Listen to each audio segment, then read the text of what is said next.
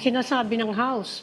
Kailangan daw yung party list bill as a complement to the, yun na nga, yung sinasabi nyo, yung anti-dynasty. Dynasty Tama bill. ba yung sinasabi nilang yon?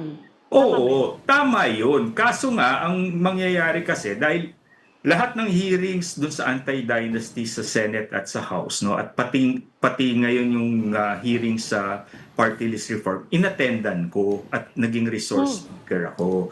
So nakikita ko rin at may sense ako, ang reading ko sa room, no, willing sila ng pagbabago kung yung pagbabago ay nasa interest nila, no? At mapapanatili yung halimbawa doon sa party list as anti-dynasty, no? Kung tutuusin hindi yun well, up to a certain extent mahihinto mo yung dynasty, pero in fact kung Hindi titignan mo, completely. malilegitimize pa yung dynasty, lalo pa Oo nga. dadami, no? Because of the So, clustering. ganun din ang kinakatakutan ko dito sa bill na ito. Kasi by saying that this is the reform bill, they're not really addressing the technical aspect nung party list.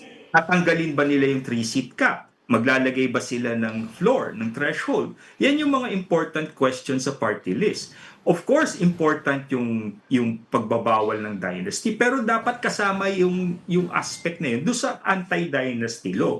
At hindi ito dapat front and center ng party list reform. So ang mangyayari, ang PR nila ay magiging, ito na yung party list act, pero it's really just part of the anti-dynasty law, no?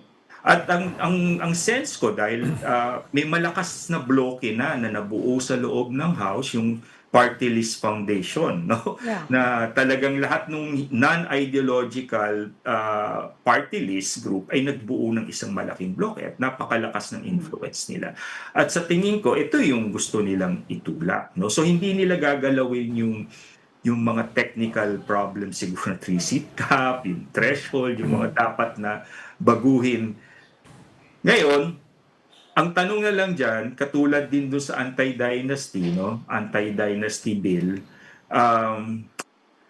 at least si Majority Floor Leader Sandro Marcos was honest enough to say na hanggang dito lang yung kaya namin dahil kami ay mga dynasty.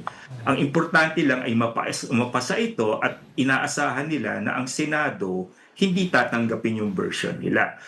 At yun din ang inaasahan namin, no? Kasi yung version ng Senado kung saan we work closely with the committee then chaired by Senator Risa Ontiveros came out with a practical and reasonable, hindi siya perfect, pero workable na anti-dynasty law.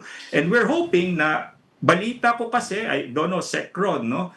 Si Tito Sen na raw ang magiging chair ng committee, no? Yes. So, Tito Sen is open-minded, no? Pero hindi siya as progressive as Senri.